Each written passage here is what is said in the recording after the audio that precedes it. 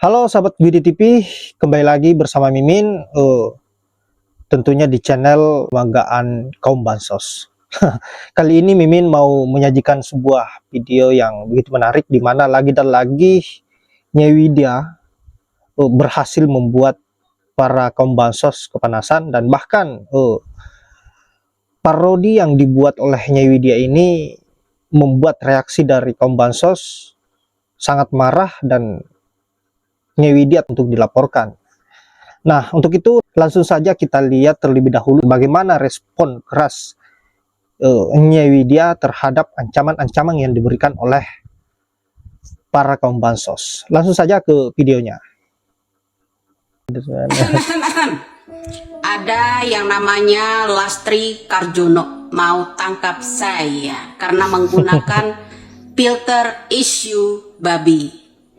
Jangan suka nonton kalau banyak orang menggunakan yang namanya filter. Ada yang gorila, ada yang monyet, ada pula yang buaya, ada pula yang namanya babi isu. Banyak. Jadi Anda harus tangkap itu yang menyediakan filter yang ada di TikTok. Anda mau tangkap saya karena saya menggunakan filter babi isu. Lalu Anda tidak pernah komentar tentang orang-orang yang korupsi besar-besaran. Mengenai tambang timah 271 triliun.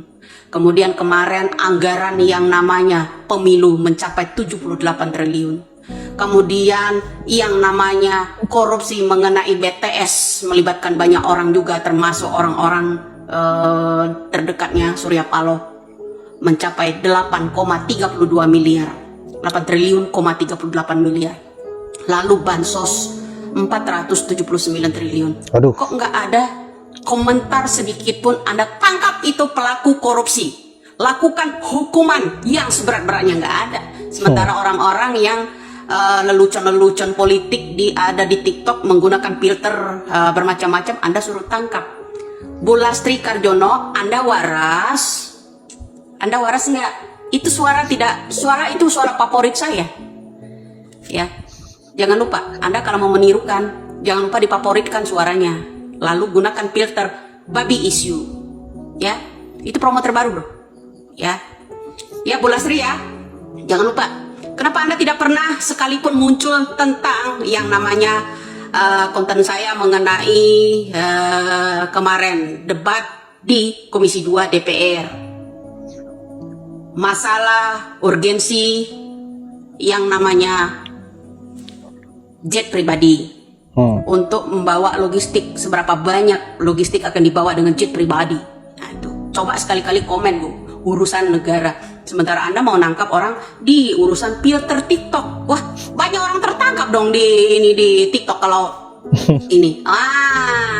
Wajar aja lah kemarin Jokowi ya, dan salah satu juga orang-orang DPR ingin menghapuskan yang namanya undang-undang agar orang di media itu tidak leluasa komentar apapun.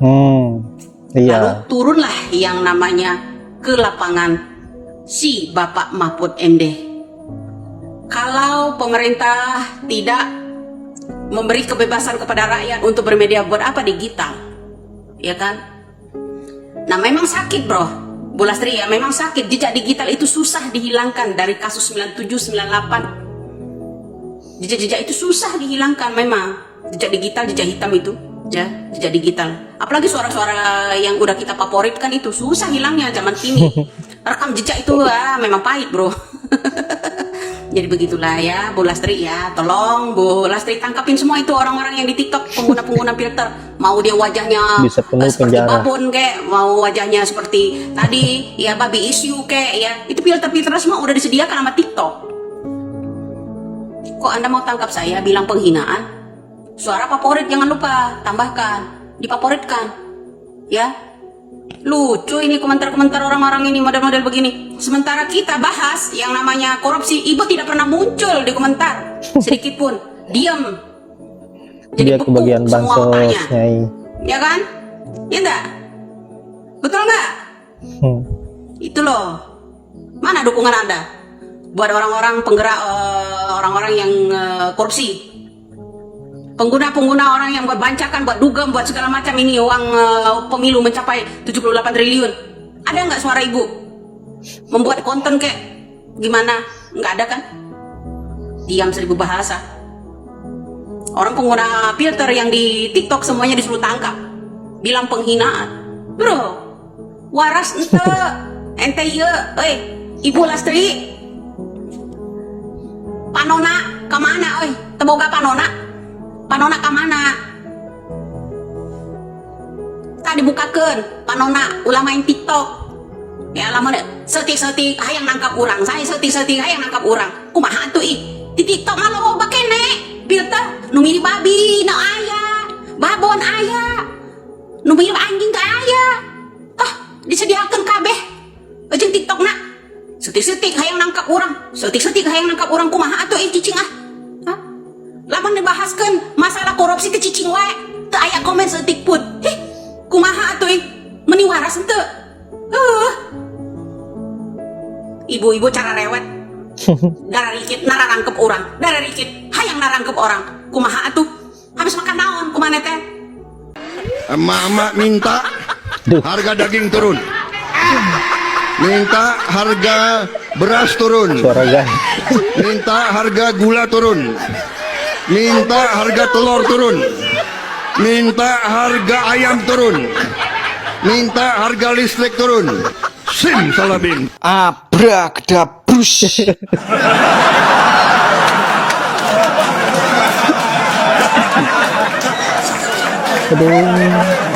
Bapak Ibu jangan dorong-dorongan. Jangan dorong-dorongan. Suara anak kecil kayaknya. Jangan dorong-dorongan. Jangan dorong-dorongan. Makasih. Nuwun, matur nuwun semua. Terima kasih.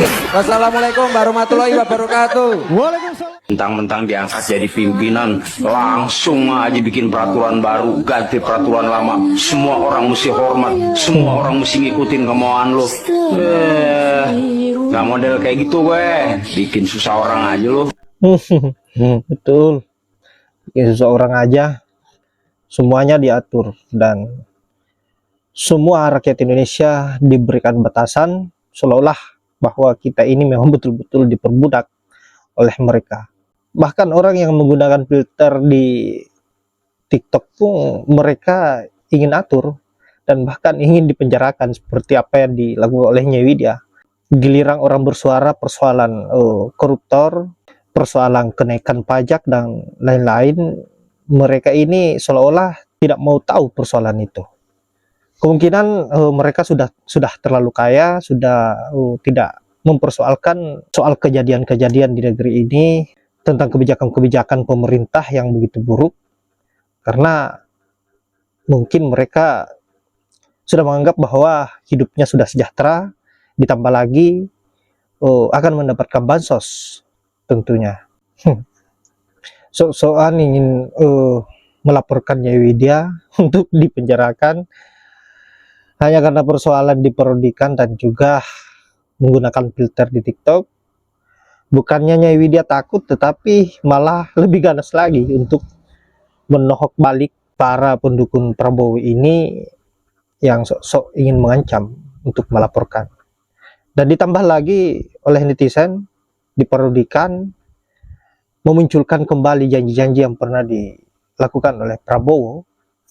Dan juga terdengar tadi ada suara Gibran yang sangat menggemaskan, ya seharusnya masih butuh pantauan orang tua karena jangan sampai hilang. Baiklah, saya kira hanya itu. Semoga sahabat-sahabat terhibur dengan apa yang dilakukan oleh para netizen Nyai Widya, dan buat Nyai Widya semoga sehat selalu dan teruslah menyuarakan sebuah kebenaran, tetap semangat. Saya akhiri dengan ucapan wallahul muwaffiq ila aqwamit thoriq. Assalamualaikum warahmatullahi wabarakatuh.